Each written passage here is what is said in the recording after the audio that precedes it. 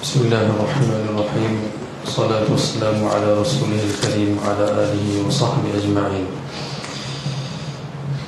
Qala Allah subhanahu wa ta'ala, a'udzu billahi minasy syaithanir rajim.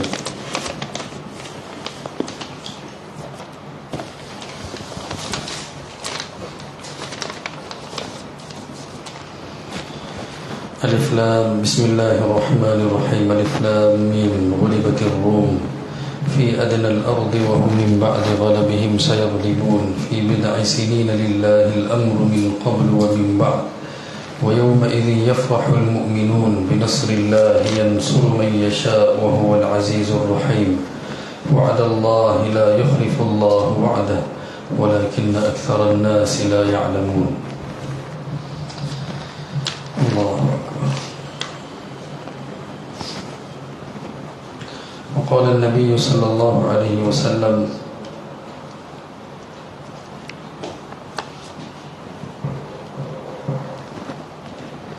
لو كان بعدي نبي لكان عمر وكما قال صلى الله عليه وسلم.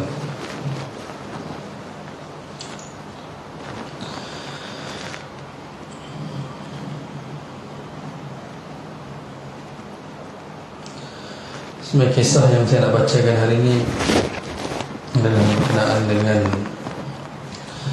apa yang berlaku di zaman pemerintahan Sayyidina Umar bin Khattab radhiyallahu anhu. Dalam pengiktirafan orang bukan Islam, dalam 100 orang yang terbaik, nama yang pertama adalah Rasulullah sallallahu alaihi wasallam. Tengok live ada tak? Okey tak? Sebab saya pakai line tadi, dia trying to reconnect.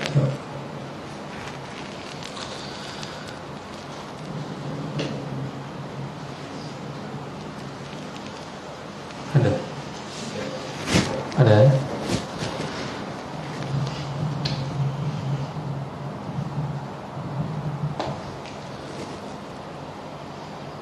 Allah subhanahu wa ta'ala telah berikan akhlak yang sangat mulia kepada baginda sallallahu alaihi wasallam, dan baginda sallallahu alaihi wasallam telah jadi contoh yang terbaik sehingga orang bukan Islam pun telah mengiktirafkan akan kemuliaan baginda sallallahu alaihi wasallam.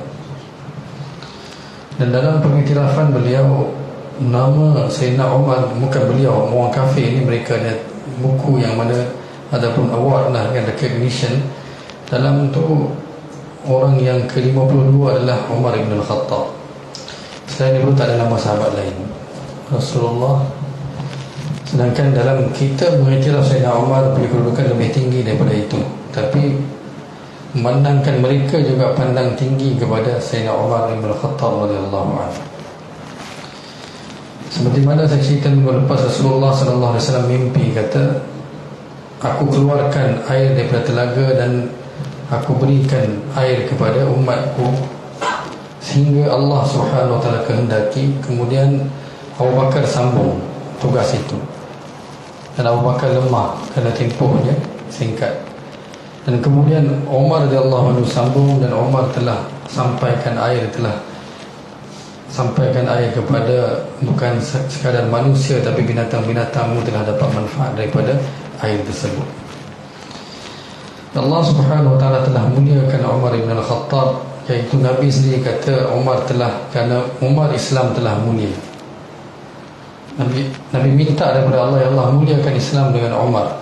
Abdullah bin Mas'ud kata Islam telah mulia dengan keislaman Umar bin Khattab. Bukan sekadar itu yang mukaddimah saya nak beritahu. Ini kisah yang saya bacakan baru ni hari Jumaat minggu lepas. Apa yang ada yang datang Johor kita, saya baca cerita tu, saya akan ulang balik. Ringkasan dia saya akan terangkan balik. Walau bagaimanapun sedikit mukadimah, bila mana turunnya surah Ar-Rum, pengkhabaran Allah subhanahu wa ta'ala kepada Rasulullah bahawa tentera Rom telah ditewaskan oleh tentera Parsi, iaitu Kisra. Parsi punya raja ketika itu, gelaran mereka adalah Kisra, dan nama dia adalah Perwez Khusro nama dia. mereka telah tewaskan Rom. Maka Allah Subhanahu wa taala telah turunkan pengkhabaran itu kepada Nabi sallallahu alaihi wasallam dengan turunkan surah Ar-Rum, Alif Lam Mim, ghulibatir Rum, bahawa Rom telah kalah, telah ditewaskan. Tetapi Allah kata fi adnal ardi wa hum min ba'di ghalabihim sayaghlibun. Tidak lama lagi mereka akan menang kembali, fi bid'i sinin, dalam beberapa tahun lagi. Orang musyrikin Mekah bila dengar Rom kalah, Parsi menang, mereka suka. Sebab apa? Orang-orang Parsi ni adalah musyrikin, mereka majusi, sembah api, Zoroastrianism kan, orang pun sembah api. Sedangkan Rom ni adalah orang Nasrani dan mereka beriman dengan Nabi Isa alaihissalam. Allah Subhanahu wa taala sendiri sebut dalam Al-Quran, la tajidanna ashaddan nas adawatan lil ladina amanu al yahuda wal ladina asyraku wa la tajidanna aqrabahum mawaddatan lil ladina amanu alladina qalu inna nasara. Bahawa kamu akan mendapati orang-orang yang memusuhi orang Islam ialah daripada golongan Yahudi dan musyrikin, dan kamu akan mendapati orang-orang Nasrani ni mereka lebih baik dengan orang Islam, mereka lebih sayang, ada mawaddah, ada kasih sayang dengan orang Islam. Jadi orang musyrikin pun berpandangan yang sama. Jadi mereka bila dengar berita kata orang tentera Rom iaitu Nasrani kalah, mereka gembira. Mereka kata tengok, tak guna maksudnya kamu punya dakwah kamu bahawa kemenangan buat Allah dan buat mereka yang beriman dengan Allah. Di sana Kisra pun mendakwa perkara yang sama. Bila dia tewaskan Rom, dia telah bunuh 90,000 orang di tanah suci, di Baitul Muqaddas, hanya saja untuk menghina tempat tersebut. Dan lepas tu dia kata, sekarang ni kau tahu dah, kata aku dah Tuhan kamu. Dan kalau kamu ada Tuhan selain aku, itu kata Allah, ada kenapa dia tak bantu kamu? Dan ketika Rom dengan Parsi berperang, satu perkara fakta yang kita kena tahu, Yahudi dia ahli kitab, tapi dia tak bersama dengan Nasrani, dia bersama dengan Majusi, musyrikin. Dia memerangi Nasrani ahli kitab dengan dia memihak kepada Majusi supaya dia dapat Baitul Muqaddas, Qudus. Tapi Allah Subhanahu wa taala kata di sini, di Makkah, orang-orang musyrikin dapat berita tu, mereka bangga. Mereka kata dah menang dah musyrikin. Maksudnya kamu salah, kamu dusta, dan dakwah kamu semua tipu. Bila turun surah ini, Abu Bakar As-Siddiq radhiyallahu anhu pergi jumpa mereka, kata tengoklah, dia kata dalam 3 tahun, sebab Allah kata fi bid'i sinin, maka dia kata 3 tahun lagi kami akan menang. Maksudnya ahli kitab akan menang balik, Rom akan menang balik. Kata okey, kita letak syarat, kata kalau menang balik aku bagi kau 10 ekor unta, kalau tak menang kau kena bagi aku 10 ekor unta. Abu Bakar pun datang cerita kepada Nabi sallallahu alaihi wasallam. Nabi kata aku tak kata pun 3 tahun. Allah sebut fi bid'i sinin. Di bid'i sinin, bid'a dalam bahasa Arab ni tak semestinya 3 hingga ke 9 tahun.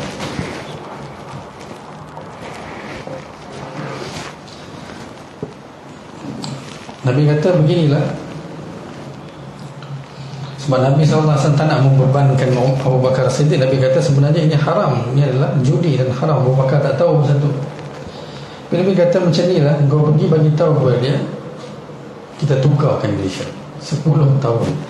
Dalam 10 tahun kalau Rom menang, engkau bagi aku 100 ekor unta, dan kalau tak menang aku akan bagi kepada engkau 100 ekor unta. Jadi Umayyah bin Khalaf masa tu dia pun nak sangat-sangatlah yang buat perjanjian. Umayyah bin Khalaf dia naklah 100 ekor unta tu. Zaman tu adalah satu perkara harta yang sangat banyak, dan dia tak yakin kata Rom boleh tewaskan Parsi lagi, sebab atas apa yang mereka buat. Mereka telah bunuh 90,000 orang di tanah suci, dan mereka telah bawa lari salib asli, yang salib original tu daripada Qudus, yang mereka letak situ dan mereka sembah di dalam kuil church mereka tu, gereja mereka, dibawa lari. dan tempat tu dia macam jadikan tempat tak berguna lagi lah kan. Church tu dia tutup, dia jadikan tempat yang tak berguna. Maksudnya benda tu jadi useless, tak berguna lagi. Gereja mereka lah, gereja Nasrani. Allah Subhanahu wa ta'ala dah janji, wa'adallah la yukhlifullah wa'adah. Kata Allah janji Rom akan menang kembali. Ini hikmah Allah Subhanahu wa ta'ala. Seperti saya beritahu tadi, wala tajidanna aqrabahum mawaddatan lil ladzina amanu alladzina qalu inna nasara.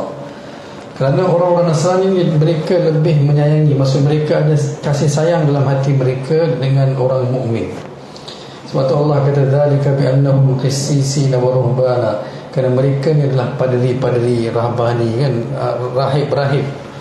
Wa idza sami'u ma unzila ila ar-rasuli tara a'yunahum tafidu min ad-dam'i hazanan alla yajidu ma yunfiqun. Kata mereka bila dengar ayat Quran mereka akan menangis. Wa idza sami'u ma unzila ila ar-rasuli tara a'yunahum tafidu min ad-dam'. Mereka akan menangis bila setiap kali mereka dengar baca Al-Quran, mereka tahu kata benar, mereka akan menangis. Ya Allah Subhanahu wa ta'ala tara a'yunahum tafidu min ad-dam'i mimma 'arafu min al-haqq, kerana mereka tahu kebenaran.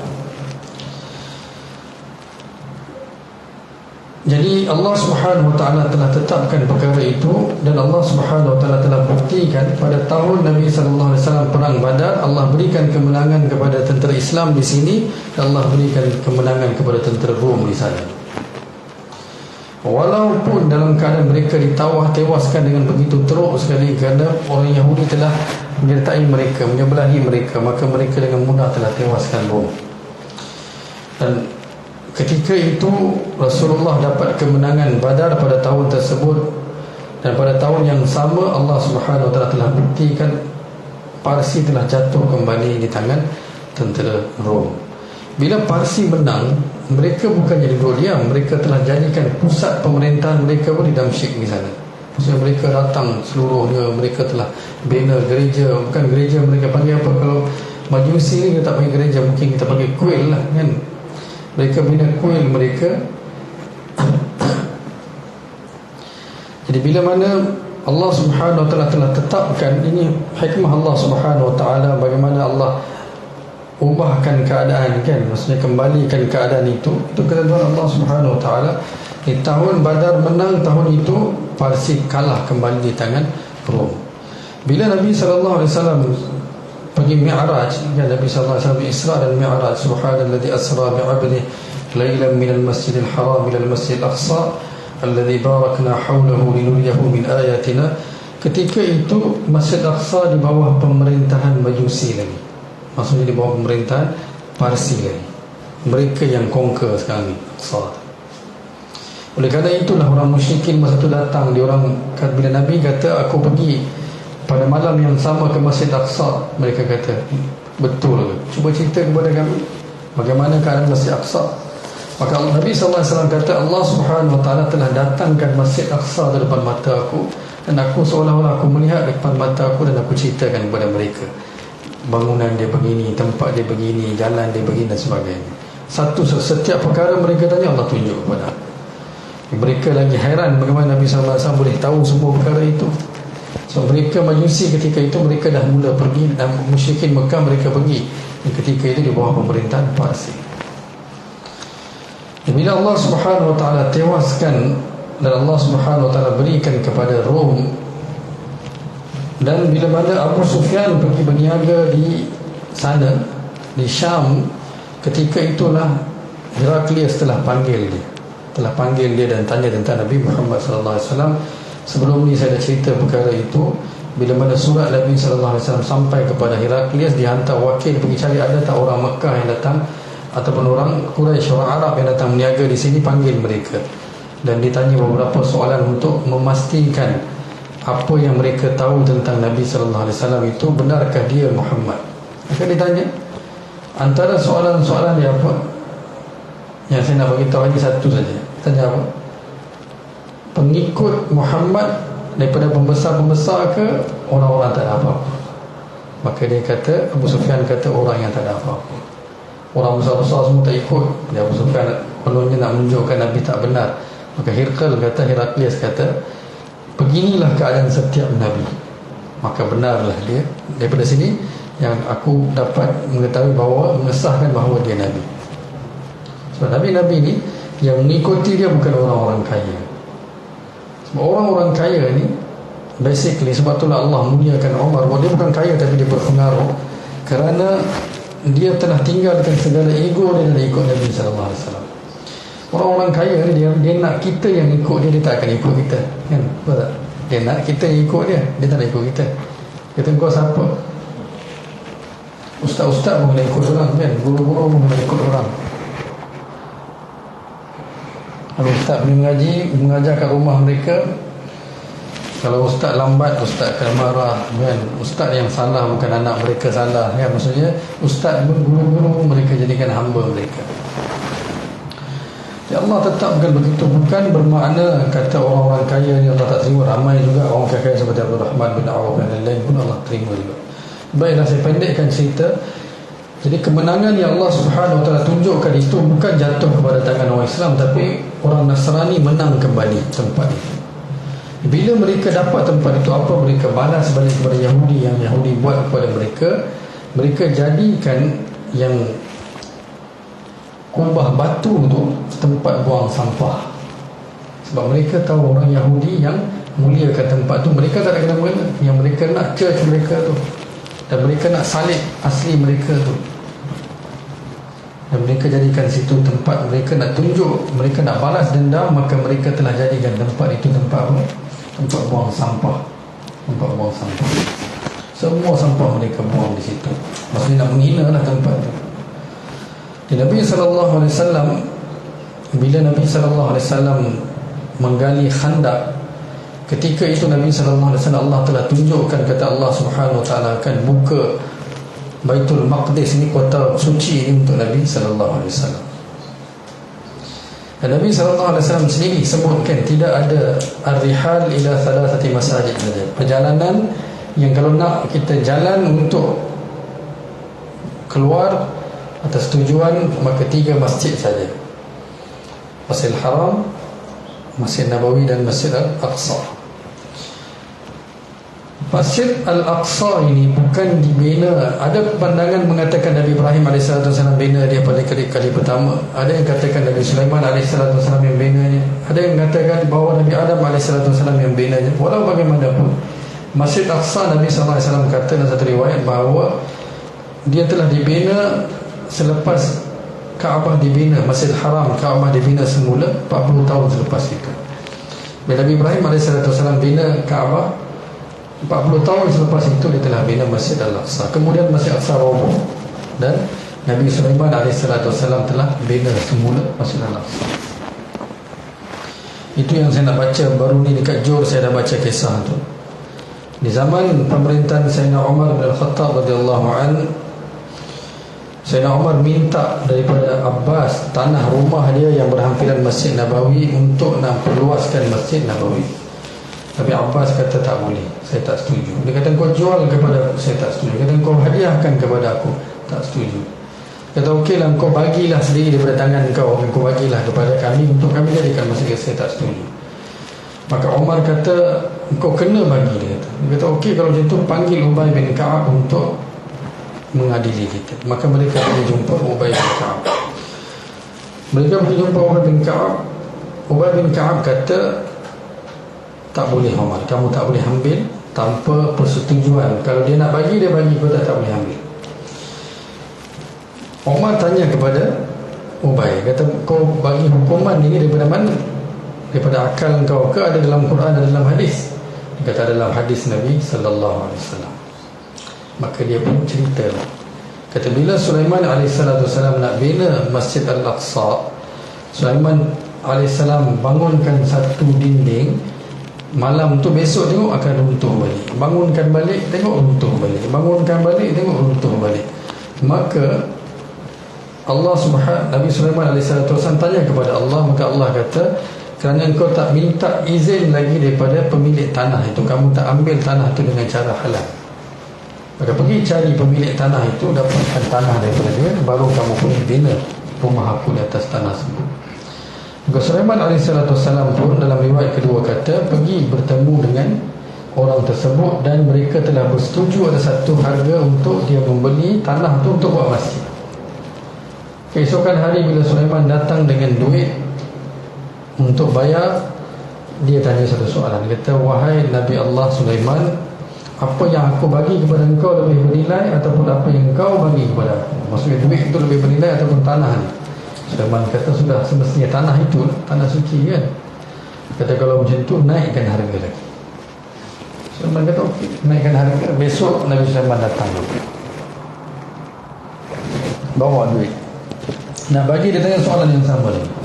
Kata, apa yang kau nak berikan kepada aku bernilai ataupun apa yang aku berikan kepada engkau itu lebih bernilai? Maka Nabi Sulaiman kata, sudah pasti apa yang kau nak berikan kepada aku lah kan. Kata, macam tu naikkan harga lagi. Pada hari ketiga, Sulaiman AS bawa duit dan bagi kepada dia. Kata, dah, engkau jangan tanya soalan semalam tu dengan aku lagi. Maka orang ini nak boleh buat apa? Nabi Sulaiman ni bukan sekadar Nabi kan, kerajaan raja yang Allah tak pernah bagi kepada mana-mana raja kerajaan sebesar itu. Jin pun patuh dia, angin pun patuh dia. Dia pun tak boleh buat apa. Malam tu Sulaiman AS mimpi pada Nabi adalah wahyu. Allah Subhanahu Wa Taala kata kepada Sulaiman, wahai Sulaiman, kalau apa yang kau berikan kepada dia itu engkau punya, maka aku tak ada kena-mengena dengan duit. Tapi kalaulah kau bayar itu daripada rezeki yang kami berikan kepada kamu, maka bayarlah dia sehingga dia reda dengan bayaran tersebut. Maka Nabi Sulaiman pun panggil dia. Nabi Sulaiman minta maaf dengan dia, tanya berapa dia nak, dia naikkan berkali ganda sehingga dia bayar lebih daripada akhirnya apa yang dia persetujui. Sulaiman bayar lebih daripada itu. Kerana apa? Kerana beli pun dengan rezeki Allah bagi, dan beli pun untuk Allah. Allah kata, kalau kau beli untuk aku dan daripada rezeki aku, maka kau bagi apa yang dia minta. Tengok Allah punya deal perniagaan ni sebenarnya sangat berbaloi tuan-tuan. Allah tak pernah beli murah daripada kita. Kita yang tak tahu sebenarnya.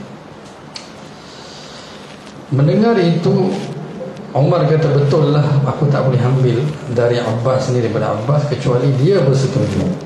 Ubay bin Ka'ab dah buat keputusan. Bayangkan kisah ini berlaku pun exactly dengan Umar bin Khattab. Bila lagi kita akan tahu peranan Umar bin Khattab. Maka Umar kata, baiklah, saya tak boleh ambil daripada kamu kecuali kamu sendiri bersetuju untuk jual ataupun hadiahkan kepada orang Islam. Maka Abbas kata, kalaulah keputusan di bawah dibuat di pihak aku, maka aku sedekahkan untuk penggunaan orang Islam. Ini bukan kali pertama Abbas buat, atau berkali-kali Abbas maafkan hak dia. Jadi kisah ini adalah pengajaran kepada Umar bin Khattab radhiyallahu, pengajaran yang sangat besar. Bila Abu Bakar Siddiq meninggal dunia, Umar telah hantar tentera ke seluruh negara-negara yang ditakluk oleh tentera Parsi dan telah hancur dan tumbangkan mereka. Sekejap saja tentera yang sekuat, kita dengar tadi kan, mereka boleh kalahkan Rom yang pertama dalam 10 tahun awal pertama. Tentera kerajaan inilah telah jatuh di tangan orang Islam. Kerana apa? Kerana mereka, raja dia telah koyak surat Nabi, pertama. Kedua, kerana dia punya claim tadi, kata, mana ada Tuhan kau? Kata, kalau ada, taklah aku dapat kemenangan atas Qudus. Kata, akulah Tuhan kamu. Panjang cerita tentang Khusro ni, jahat dia sebenarnya. Dia buat dia punya istana pun, dipastikan orang masuk sujud kepada dia dan sebagainya. Bila Rabi'i bin Amir dijumpa Rustam lah kan, yang Rustam ni adalah komando kepada tentera Parsi. Dia jumpa mereka, pergi dakwah mereka. Yang dia dakwah kan, dia kata, kau datang buat apa? Dia kata, apa kau nak, kita boleh negotiate. Dia kata, kami datang kerana Allah hantar kami untuk mengeluarkan manusia daripada sembah manusia kepada sembah Rabbil Ibad, kepada sembah Allah Subhanahu Wa Ta'ala. Jadi dalam masa yang singkat, Umar bin Khattab radhiyallahu anhu telah menakluk negara-negara yang diperintah oleh tentera Parsi ini, seperti Iraq, Iran, Bukhara, Azerbaijan, sehingga ke Pakistan. Maksudnya banyak negara. Dan di sini yang di bawah takluk orang Islam, Syam, seperti Jordan, Lebanon, apa lagi, negara-negara lain di bawah Syria kan, ini semua di bawah Syam. Maksud dalam masa yang singkat, sebab itulah Nabi mimpi kata Umar akan keluarkan air daripada telaga dan dia akan berikan kepada, akan semua orang akan dapat air. Itu maksud Islam akan tersebar di zaman pemerintahan Umar ibn Khattab atas kerana keadilan dia. Keadilan dia. Bukan sekadar kebijaksanaan, tak, keadilan yang ditegakkan. Keadilan dia bukan biasa-biasa, tuan-tuan. Dia tanya orang, dia kata aku boleh ambil banyak mana daripada Baitul Mal. Dia nasihatkan Sayyidina Ali, kata banyak mana orang lain ambil. Dia kata baiklah, saya akan ambil banyak tu saja.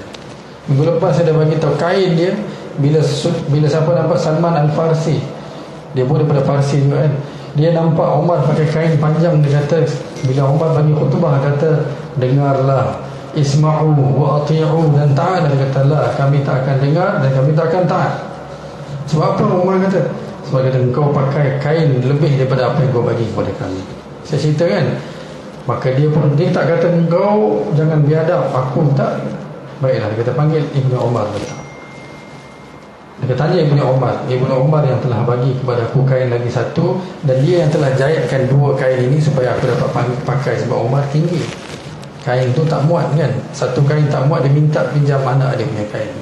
Banyak lagi kisah keadilan Umar bin Khattab. Aslam kata bila berlaku kemarau, dia kata kami bukan takut binatang dan manusia mati dengan kemarau, kami takut Umar meninggal dunia atas kerisauan umat. Dia punya risau, dia tak akan makan apa-apa. Orang bagi dia yogurt, dia tanya orang lain dah makan ke? Dia orang ada makan yogurt ke? Kau tak, macam mana aku makan? Begitu sekali. Kata Safwan bin Umayyah, bila Umar pergi buat haji pun, dia akan hidang makanan yang mewah. Sebab Amirul Mukminin kata apa, orang lain makan ni ke? Tak, macam mana kau hidang kepada aku? Tak ambil. Tuan-tuan kita, oh ini VIP kan, ni orang besar. Kita kena pastikan kita bagi orang lain makan apa yang kita makan, tuan-tuan. Sebab itulah kita kena praktis makan satu lauk, tak payah mewah-mewah sangat kan, kenduri sampai berlauk-lauk. Ini bukan sunnah Nabi SAW. Itu aslam kita. Osman bin Affan berkata perkara yang sama. Dia kata kami doa, ya Allah angkatkanlah kemarau ini kerana kami takut Umar mati kerana kerisauan dia, dan kami tak nak perkara itu berlaku. Kerana Umar bin Khattab punya keadilan lah, banyak negara dapat ditakluk. Bila dia hantar Amr bin As ke Mesir, mereka dapat menakluk Mesir, membuka kota Mesir. Mereka setuju sebab apa? Sebab syarat-syarat Umar bagi itu sangat masuk akal. Daripada pemerintahan Rom dan Parsi, mereka kata baik, kami duduk bawah tentera Islam. Syarat dia apa? Kamu duduk bawah kami, kamu bayar jizyah kepada kami, dan jizyah kamu lebih rendah daripada zakat yang orang Islam bayar kepada kami. Tax tu lebih rendah daripada zakat. Condition kepada mereka, okey lah kalau itu kami bayar, daripada kami duduk bawah tentera Rom dan Parsi, kerajaan Rom dan Parsi, baik, kami bagi kepada orang Islam. Dan mereka telah buktikan dengan cara negotiation itu, akhirnya mereka yang telah memerintah negara. Maksudnya negara Islam kan, asalnya bukan. Begitulah berlaku di Rom bila mana peperangan Yarmouk ini, satu peperangan yang mana telah patahkan tulang belakang tentera Rom. Peperangan Yarmouk, dan satu peristiwa besar yang berlaku dalam ni, bahkan dua peristiwa besar. Subhanallah, dua kisah ni kalau tuan-tuan tak tahu, tak pernah dengar, maka tuan-tuan tak akan tahu apa itu peperangan Yarmouk dan bagaimana sahabat menang. Pertama, bila dalam lingkungan perang itu sedang berlaku, saya pernah cerita dah, tapi saya kena ulang balik sebab tuan-tuan ada yang pernah dengar tak pernah dengar. Satu hari itu tentera Rom kata, hari ni biar orang Arab yang perang dengan orang Arab. Orang Arab yang bukan Islam ni lah, Muslim Nasrani yang bukan Islam ni, biar mereka yang perangi tentera Islam. Maka mereka telah sediakan 60,000 orang tentera. Khalid bin Walid datang jumpa Abu Ubaidah Al-Jarrah. Abu Ubaidah ni subhanallah tuan-tuan, kita je tak tahu kelebihan para sahabat yang kita dengar nama Abu Ubaidah ni subhanallah, dia punya kesederhanaan dia punya kehidupan dia memang sangat luar biasa. Dia beritahu, Khalid datang jumpa Abu Ubaidah, dia kata apa? Bagi aku 30 orang, aku nak pergi perangi mereka. 30 orang. Sedangkan tentera Islam banyak juga, masa 30 orang cukup. Abu Sufyan kata, engkau gila ke apa? 30 orang. Masa itulah Khalid kata, dia kata engkau Masa kafir lu kau berani masuk Islam, kau jadi pengecut, dia kata Abu Sufyan. Abu Sufyan kata bukan, dia kata tapi macam tak adil, dia kata okey, dia kata kurang-kurang bawa lah 60 orang. Dia kata okey 60 orang. Kebanyakan yang pergi siapa?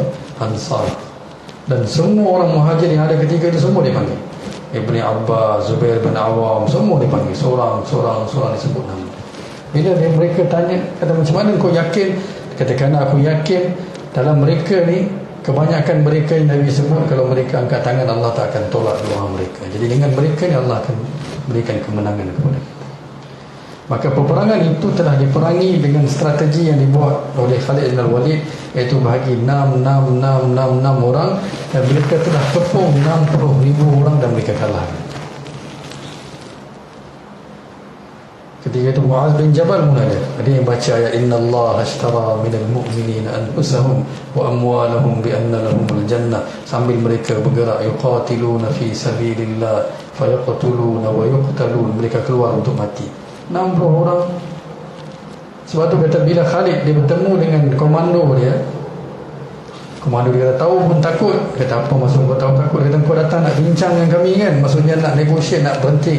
Apa pula kata kami datang untuk perang lah. Kata perang dengan 60 orang ni, perang 60,000. Kata baliklah, kata kami tak nak orang Arab, ibu-ibu Arab kata apa, kami telah bunuh anak-anak mereka. Khalid kata kau cakap pasal 60 orang, kau kalah kalau 60 ni. Oh kita sembang. Allah Subhanahu Wa Taala berikan itu. Ini satu peristiwa bagaimana Yarmouk. Kerana dengan Yarmouk inilah akhirnya bukanya Kota Maqdis tu. Sahabat mendapat kemenangan bukan dengan bilangan mereka, tuan-tuan. Hari ini bilangan ada tapi bulihan. Hari ini doa ada tapi bacaan. Hari ini Quran ada tapi tinggalan. Kita tak ada apa Quran. Mereka satu ayat Quran seperti Muaz bin Jabal tu boleh hancurkan kebatilan. Setiap kali mereka angkat tangan, Allah perkenankan. Kerana takwa mereka, wa antumul a'launa in kuntum mu'minin. Allah kata kami janji kemenangan jika kamu benar-benar beriman. Hari ini yang problem dengan kita adalah iman kita dan amal kita yang begitu lemah. Angkat tangan pun Allah tak ada. Kita tengok keadaan kamu, cakap tak serupa bikin, yang lakonan semata-mata. Yang kita mahukan kehidupan dunia, tapi kita tunjuk kepada orang kata kita ni zuhud dan sebagainya. Kedua yang berlaku adalah pengorbanan mereka yang mana nak kejar as-sabiqun al-awwalun. Ini pun saya pernah cerita tapi saya ulang balik. Di zaman Umar juga, bila mana sahabat-sahabat seperti Khabbab, seperti Bilal, seperti Suhaib Rumi datang jumpa, dia akan bagi tempat di depan. Satu hari itu Suhaib bin Ammar ni semua pembesar Mekah, Ikrimah bin Abu Jahal, Sumayyah, Safwan bin Umayyah, mereka semua datang untuk menziarahi Umar. Umar bukan ada istana.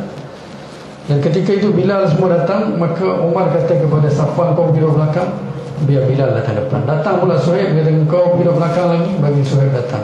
Datang pula yang lain, kata kau pergi, sehingga mereka datang keluar dari rumah Umar. Mereka pun marah. Safwan, Abu Sufyan marah. Bukan Safwan, Abu Sufyan marah. Dia tengok, kata Umar menghina kita membesar-besar Mekah. Dia letak ke depan sahabat Bilal, Suhaib, sahabat-sahabat Khabbab ni ke depan. Suhail kata ketika itu, dia kata bukan salah dia, salah kita. Ketika mereka bantu Nabi, kita menentang Nabi. Kita mujur, kita dapat tempat duduk sini, kita tak layak bantu ni. Ikrimah masa tu dia punya hati dia begitu terguris sekali dengan kata-kata Suhail tu. Bukan dengan apa yang Umar buat. Dia balik ke Mekah, dia buat laungan, dia kata kita semua akan pergi jihad. Sebab apa?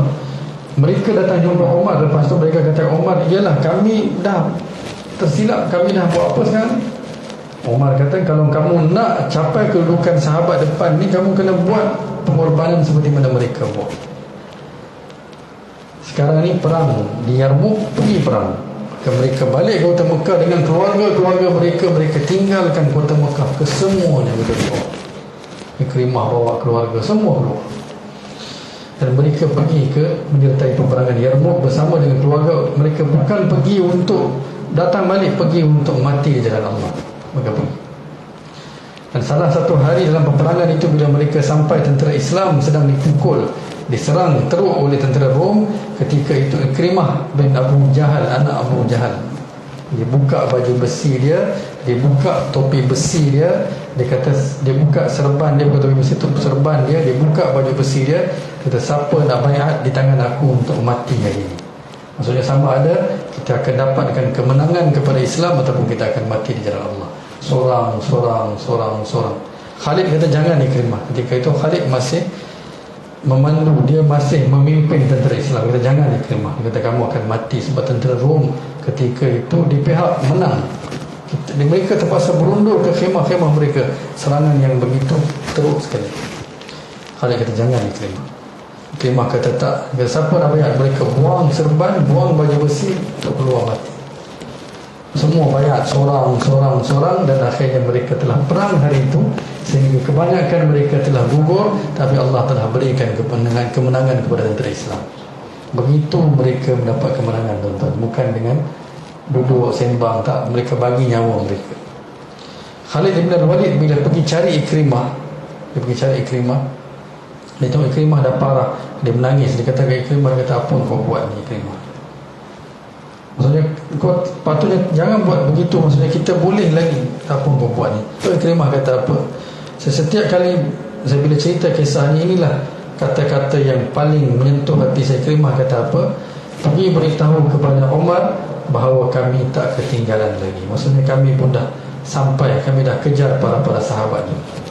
Khalid jawab apa? Dia kata demi Allah Umar tak akan kata begitu lagi. Maksudnya kami dah kejar mereka. Dan dia mati hari itu, dia, keluarga dia semua meninggal dunia.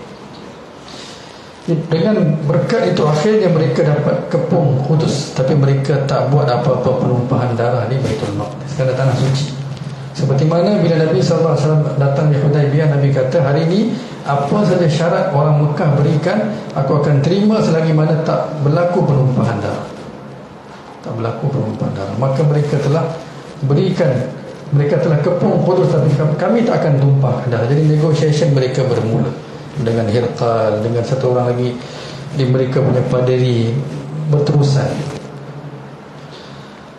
Akhirnya mereka bersetuju, kata kalaulah Umar boleh setuju untuk berikan kami syarat-syarat seperti mana Amr bin As berikan kepada Mesir, kami boleh pertimbangkan. Maka negotiation bermula dan mereka dah mula yakin bahawa orang Islam tak akan buat apa yang mereka, orang-orang Yahudi dan Majusi buat, iaitu larikan salib mereka. Sebab bila mereka menang, mereka telah dapatkan salib itu dan mereka pergi sembunyi di satu gereja di Istanbul. Bertakutlah benda itu berlaku lagi. Akhirnya mereka bersetuju dengan satu condition yang terakhir, itu kami boleh serahkan Masjid Qudus ni, tanah suci ni, dan di situ ketika itu ada church mereka lah sebagai tempat yang paling utama, dengan syarat dia kata ketua kamu kena datang. Jadi Ka'ab bin Al-Ahbar ni seorang Yahudi yang masuk Islam, dia kata, sebab dia masuk Islam kan, dia kata dia tahu, kata dalam kitab mereka tertulis rupa Amir ataupun pemimpin Islam ketika itu, iaitu pakaian dia bertampalan dan dia seorang yang berakhlak mulia. Mereka mesyuarat kata takkan nak panggil Omar untuk benda ni. Sebab apa? Omar bin Khattab setiap kali nak keluar untuk berjihad, Ali dan Osman akan tahan, kata kau jangan pergi. Dia nak pergi Nahwan, kata Omar, kalau kau pergi apa-apa berlaku kepada engkau, kami nak buat apa kat sini. Mereka tak benar. Tapi kali ini mereka pun kata Omar tak akan datang. Sebab apa? Madinah perlukan Omar. Maka mereka mesyuarat dan mereka kata kita hantar Khalid bin Al-Walid. Bila Khalid pergi, kata Khalid ni tinggi pun macam Omar, rupa dia pun mirip Omar, kita hantar dia. Bila sampai ke depan mereka, daripada Safroniyas nama dia, dia punya padri, dia kata ini bukan dia, ini bukan kamu punya pemimpin. Kita bukan, sebab kami dah tahu ciri-ciri daripada kitab kami, panggil. Maka Umar bin Khattab mesyuarat sekali lagi dengan Osman, dengan Ali. Ketika itulah Ali kata, wahai Osman dan wahai Umar, kalau Nabi ada pun mungkin Nabi akan pergi, kalau Nabi ada pun Nabi akan pergi. Maka Umar pun telah bergerak dengan khadam dia seorang saja, khadam dia seorang saja. Dan dia kata kita akan bergerak ke Kudus, naik unta, satu unta, dan kita akan bergilir dengan masa yang sama. Maksudnya kalau saya duduk, saya menunggang 1 jam, lepas tu saya akan jalan, lepas tu engkau pula menunggang. Maka mereka bergilir dengan penuh keadilan. Maksudnya ukur semua masa dia, jangka dia, jarak dia semua. Sampailah bila mereka masuk dengan pakaian dia ada 17 tampalan hari ini. Dan Umar ni kata pakaian dia tampalan tu bukan tampal jadi cantik, apa ada dia tampal saja. Bila mana khadam dia kata, ya Amirul Mukminin, dia kata nak pakai pakaian macam ni ke nak jumpa mereka, nak jumpa raja dia, nak jumpa padri dia? Maka Umar cakap dengan tegas, al-izzatu liman adda al-amanah, dia kata kemuliaan bukan dengan pakaian, kemudian bagi mereka yang menunaikan amanah. Kemuliaan bagi dia yang tunaikan amanah. Maka bila mereka masuk ke Syam, ketika itu giliran hamba dia, bukan giliran Umar. Maka hamba dia kata, wahai Umar, wahai Amirul Mukminin, Amirul Mukminin naik. Umar kata, sekarang giliran kau naik. Kata, takkanlah. Dia kata, mereka bukan tunggu aku, mereka tunggu engkau ya Amirul Mukminin. Takkan aku duduk atas, kau bawa aku. Maka Umar kata, tak, giliran kau. Dan masa tu Umar jatuh. Jadi Umar jatuh, baju dia adalah tampalan dan jadi kotor lah, baju dia pun kotor. Bila tentera Islam yang sedang berperang, berjihad di sana dapat pengkhabaran, mereka tahu Umar datang, mereka semua berhimpun tunggu untuk sambut Umar bin Khattab radhiyallahu anhu. Dan sahabat-sahabat besar ketika itu semua ada di situ, seperti Abu Ubaidah, Mu'adz bin Jabal, ramai para sahabat yang ada di sana, Bilal bin Rabah, semua ada di sana. Bila Abu Ubaidah tengok Umar bin Khattab, dia kata, Amirul Mukminin, dia kata tak sesuai, dia kata pakai begini, naik unta dengan pakaian kotor begini untuk bertemu dengan raja dan padri mereka. Ketika inilah Umar radhiyallahu anhu jawab, kata, nahnu qaumun, Umar kata kepada Abu Ubaidah, nahnu qaumun a'azzanallahu bil Islam. Kata, kita mulia bukan kerana pakaian, bukan kerana kedudukan dan harta, tetapi kerana Islam.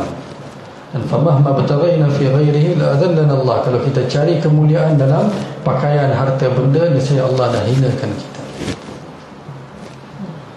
Ada riwayat mengatakan Umar dengar kata Abu Ubaidah, dan Umar kata, habis itu nak pakai apa? Abu Ubaidah buka baju dia, kata, kau pakai baju ni, pakai baju. Abu Ubaidah bukan kaya, maksudnya pakaian yang sederhana tapi lebih bersih. Umar pun pakai, dia kata, okey jom gerak. Dia kata, tak, kau naik kuda. Dia kata, naik kuda. Unta nampak zuhur sangat, naik kuda. Kuda macam berselis kan, unta ni macam keldai, maksudnya macam kereta yang tak mewah di zaman kita lah. Umar naik seketika dan Umar kata, Umar telah munafik. Maksudnya dia berpura-pura. Maka Umar turun, dia ambil balik baju dia pakai, dia naik balik unta dan mereka bergerak. Jadi bila dia sampai bertemu dengan padri itu, maka padri itu kata, inilah kamu punya ketua, inilah ketua kamu. Maka dia pun telah pusing, tunjuk seluruh tempat itu, dipanggil Aqsa lah sekarang ni, dia pusing, dapat tunjuk semua itu, dan akhirnya dia telah serahkan kunci church mereka, gereja mereka, kepada Umar bin Khattab radhiyallahu anhu. Sebab apa? Di situ yang ada church lah, tapi kunci Aqsa lah, kita panggil Baitul Maqdis di situ. Bukan sekadar itu, dia kata kamu boleh masuk dalam tu dan solat lah. Umar bin Khattab radhiyallahu anhu tak pilih untuk solat di situ, tapi Umar kata, carilah di mana tempat Nabi solat ketika Nabi datang pada malam Mi'raj. Subhanallah. Cari-cari dapat tahu, di situlah mereka buang sampah. Maka Umar telah bersihkan tempat itu. Umar bersihkan bersama dengan sahabat-sahabat besar. Ketika itulah sejarah berulang untuk Allah mulia berjemaah di Masjidil Haram. Bila Umar masuk Islam lah pertama kali orang Islam dapat solat berjemaah, para sahabat dapat solat berjemaah di Masjidil Haram. Dan bila Umar dalam zaman pemerintahan dialah pertama kali umat Islam telah sampai ke Aqsa untuk mendirikan solat. Allah muliakan Umar bin Khattab, keberanian dia berdiri di kalangan tentera Rom, tapi mereka takut dengan tentera Islam. Tak ada apa. Umar bawa satu pedang je, tak ada apa. Tak ada escort, jalan berdua saja daripada Madinah. Tegakkan keadilan. Apa hakam ta fa'adil ta kan? Umar tegakkan keadilan, jadi fa'amin ta, dia tak takut siapa. Ketika inilah Umar cari Bilal bin Rabah radhiyallahu anhu, cari Bilal. Kata, mana Bilal? Bilal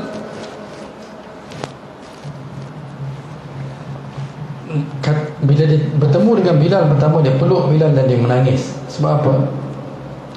Bila Rasulullah wafat, Bilal dia buat keputusan untuk tinggalkan kota Madinah, untuk pergi berhijrah, untuk pergi berjihad di jalan Allah. Abu Bakar tahan dia.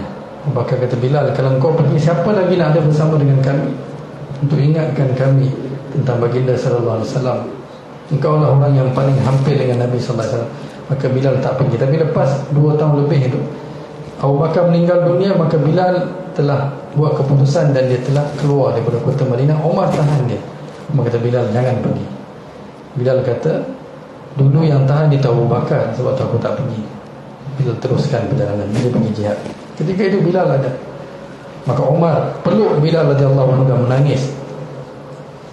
Kemudian Umar kata kepada Bilal, Azin lana ya Bilal. Bilal, laungkanlah azan untuk kami hari ini. Sebab Bilal semenjak Rasulullah wafat, dia tak laungkan azan lagi. Dia kata, saya tak akan laungkan azan lagi. Dia kata, laqad akhadtu ahdan ala nafsi, sesungguhnya aku dah bersumpah atas diri aku tak akan azan lagi. Sebab dia tak boleh. Dia azan selepas Nabi wafat, dia pengsan. Dia tak boleh. Sampai asyhadu anna Muhammadar Rasulullah.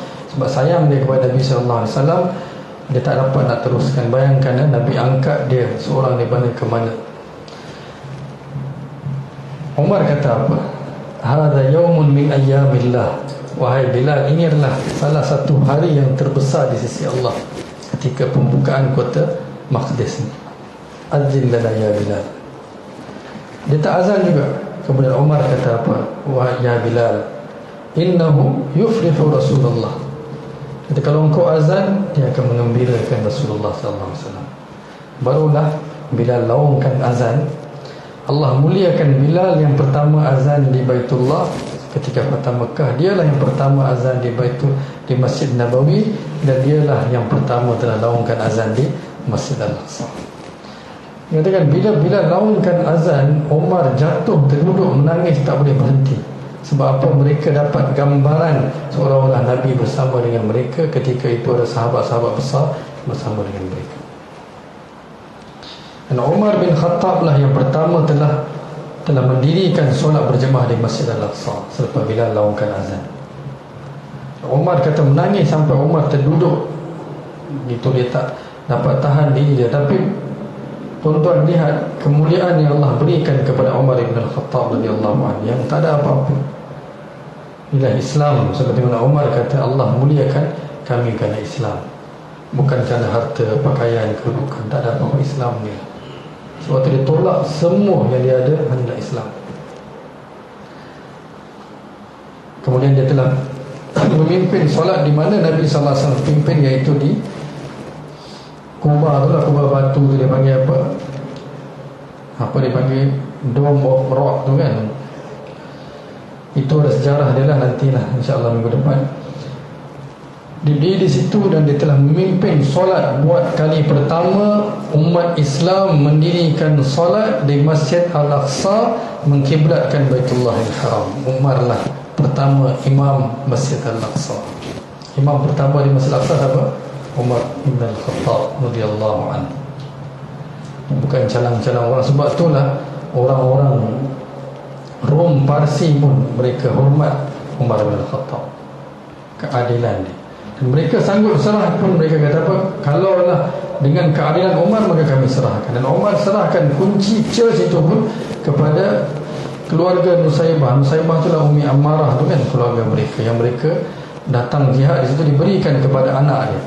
Saya tak silap saya, anak dia Abdullah ataupun saya lupa lah, anak kepada Nusaybah tu. Dan mereka sampai ke hari ini kunci mereka lah yang pegang. Tuan-tuan, tadi saya sebutkan tentang Abu Ubaidah Al-Jarrah. Abu Ubaidah hidup dengan kehidupan yang begitu sederhana sekali. Bila Umar hantar bantuan duit daripada Madinah, daripada keuntungan yang mereka dapat daripada tentera Parsi, Abu Ubaidah akan belanjakan semua apa pun nak tinggalkan untuk diri. Umar kata kepada Abu Ubaidah, kau tak nak bawa aku pergi rumah engkau ke?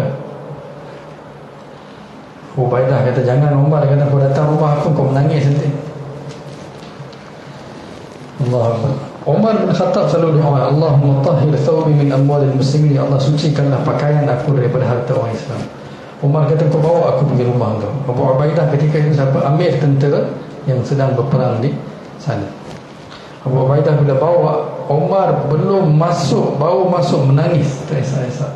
Dia kata, aku tak sangka kau akan menangis begitu sekali. Menangis. Itu saya.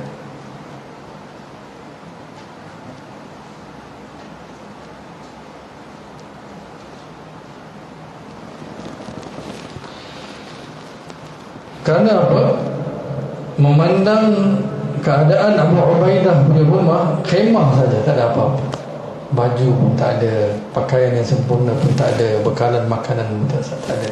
Ketika itulah Umar kata, ghayyaratna dunya kullana, sesungguhnya dunia telah sesatkan kami semua kecuali ghayraka ya Abu Ubaidah, kecuali engkau seorang saja.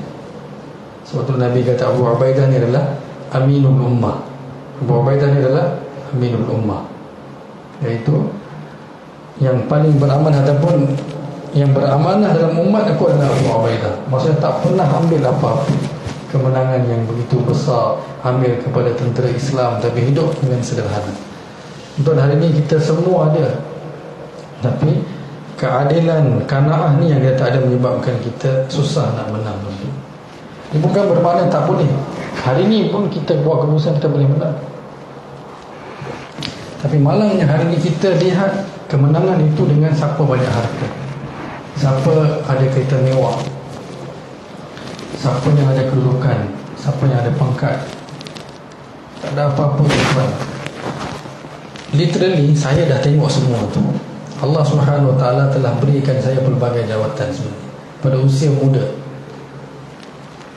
saya pernah jadi manager, saya pernah jadi head of department, saya pernah jadi head of division. Semua Allah bagi kepada saya. Nak tunjuk kepada saya, semua tak ada apa-apa sebenarnya.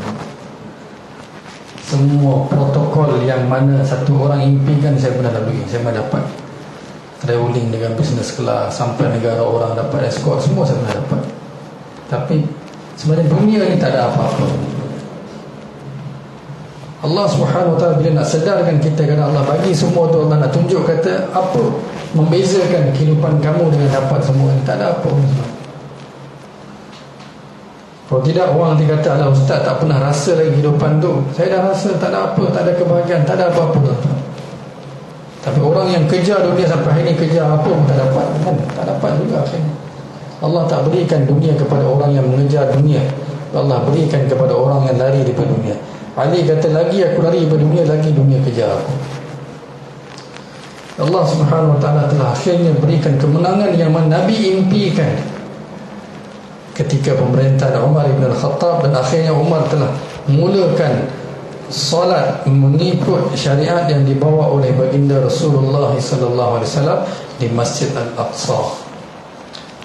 Tempat yang dia berdiri itu mungkin bukan exactly dalam Kuba tu, mereka bina Masjid Umar, tapi semua kawasan tu dipanggil Al-Aqsa sekarang. Semua kawasan itu dipanggil Al-Aqsa. Seperti mana kita ada Al-Haram kan, dia ada Al-Aqsa. Kawasan dia bukan kecil lah, besar. Sebab adalah haram juga, besar kan kawasan haram, tapi kawasan Al-Aqsa ni pun besar juga. Jadi geographically nantilah kita ada masa kita akan cerita tentang itu. Tapi hari ini apa yang saya nak sampaikan, harap kita sama-sama dapat manfaatkan dan kita dapat muhasabah diri kita, tuan-tuan. Apa yang kita kejar, apa yang kita terlepas, apa yang kita nak sebenarnya.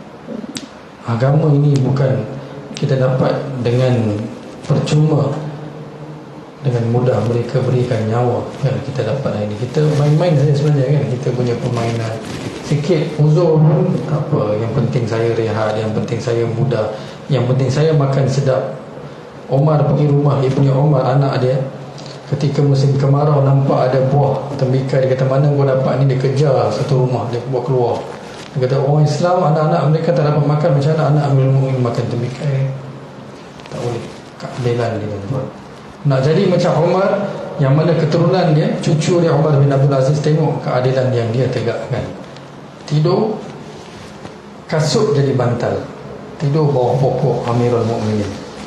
Negara-negara pemerintahan dia sebut tadi kan, Iraq, Iran, Azerbaijan, Bukhara, Pakistan, Syam. Dalam Syam tu lah Syria, Lebanon kan, Jordan, semua ni masuk di bawah pemerintahan. Mesir, pemerintahan Umar bin Khattab. Tapi tidur pakaian penuh tampalan, bantalkan kasut tidur, tak ada apa-apa. Tuan-tuan nak jadi macam Umar, silakan tuan-tuan, tak ada siapa larang. Tapi hari ni kita pentingkan dunia, betul tak? Sebab itulah kita tak dapat kemenangan. Agama pun menuntut pengorbanan, bagi semua dulu. Lan tanalul birr hatta tunfiqu mimma tuhibbun. Nak kebaikan kena bagi apa yang kita sayang dulu. Ya, tuan-tuan, bukan tak payah doa untuk mereka yang di sana yang sedang berperang dengan Yahudi. Ya, doa untuk mereka, Allah akan berikan kemenangan. Dalam masa yang sama jaga ketakwaan, jaga takwa. Apa kita makan, dari mana kita dapat, di mana kita belanjakan, apa kita gunakan duit itu untuk kehidupan. Tuan-tuan, tak salah nak makan sedap, tapi fikirlah. Betul Umar kata kan, wa yawma yu'radul ladzina kafaru 'alan nar apa mereka adhabtum tayyibatikum fi hayatikum ad-dunya. Maksud apa ayat ni? Maksudnya kamu telah gunakan semua, adhabtum tayyibatikum fi hayatikum ad-dunya wastamta'tum ya, kamu telah gunakan semua ganjaran-ganjaran kamu di dunia, hari ini tak ada apa untuk kamu. Nak ke kehidupan begitu tuan-tuan, dunia semua kita ambil, akhir tak ada apa-apa. Walaupun kita ni lemah tuan-tuan, tapi azam kita boleh tinggi kan. Inilah kehidupan, tak ada apa-apa. Jadikanlah Umar, para sahabat ni contoh dalam hidup kita. InsyaAllah perlahan-lahan kita akan sampai ke destinasi yang mereka telah sampai, seperti Bilal bin Rabah yang hitam Habsyah, tak ada apa-apa, tapi Allah muliakan. Dan Nabi kata apa? Di mahsyar nanti Allah akan kata kepada Bilal, pendengarkan azan kamu kepada semua manusia, semua anak Adam akan dengar. Bilal bin Rabah. Untuk kita pun tak begitu juga kemuliaan. Kita pun boleh kejar mereka juga, seperti mana Ikrimah kejar tadi kan. Tapi inilah masa dia. Gunakanlah semua masa kita, duit kita, kebolehan kita untuk agama Allah Subhanahu Wa Taala. Boleh tuan-tuan, insya-Allah. Nak tashkil apa ni? Apa takazah? Semoga Allah terima kita semua. Subhanallah wa bihamdihi, subhanakallah wa bihamdika, asyhadu an la ilaha illa anta, nastaghfiruka wa natubu ilaik.